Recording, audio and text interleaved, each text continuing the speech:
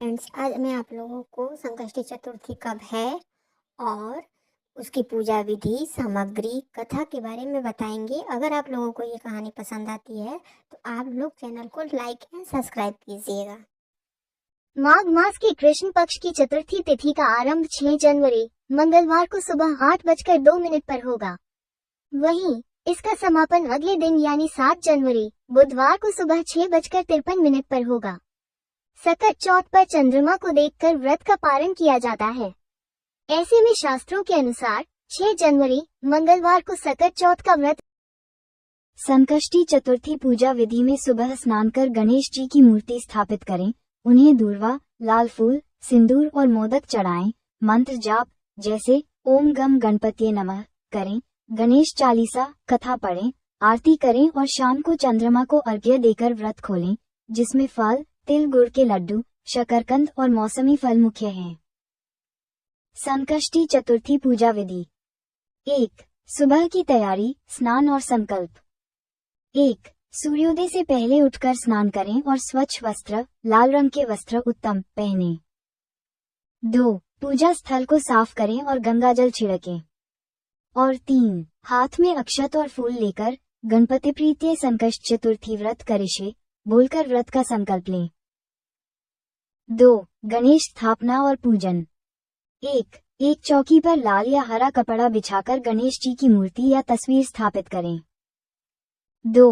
कलश स्थापना करें और उसमें जल भरें। 3. घी का दीपक जलाएं और गणेश जी को चंदन, कुमकुम, हल्दी, अक्षत, चावल और फूल, लाल फूल चढ़ाएं। 4. दूर्वा घास जरूर अर्पित करें। 5. भोग, मोदक, लड्डू, तिल गुड़ के फल जैसे हरे फल और तिल से बनी चीजें चढ़ाएं। 6. मंत्र जाप, ओम गम गणपतिये नमः मंत्र का 108 बार जाप करें या अन्य गणेश मंत्रों का जाप करें। और 7. गणेश चालीसा का पाठ करें और आरती करें। 3. शाम की पूजा और व्रत पारण। 1. शाम को फिर से स्नान कर गणेश पूजन करें और सकट चौथ व्रत कथा सुनें। 2. चंद्रोदय होने पर चंद्रमा को अर्घ्य दें और भोग लगाएं। 3. इसके बाद भगवान गणेश से प्रार्थना करें और व्रत का पारण करें। और 4. आप तिलकुट या प्रसाद परिवार में बांट सकते हैं। मुख्य सामग्री। 1. गणेश जी की प्रतिमा, तस्वीर। 2. लाल, हरा वस्त्र।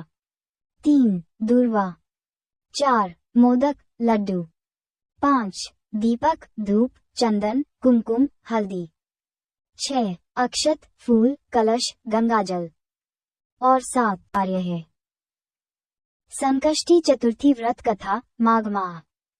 प्राचीन समय में एक कुम्हार था जो मिट्टी के बर्तन बनाकर अपना गुजारा करता था।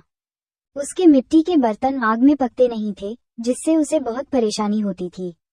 वह तांत्रिक के पास गया, जिसने ग्रहों के प्रकोप के कारण बच्चे की बलि देने का उपाय बताया, जिससे बर्तन पकेंगे। राजा ने यह बात सुनकर हर घर से बारी बारी बलि के लिए बच्चे भेजने का आदेश दिया। इस प्रथा में कई माताओं की गोद सूनी हो गई। एक बार एक बूढ़ी विधवा माँ के इकलौते बेटे की बारी आई।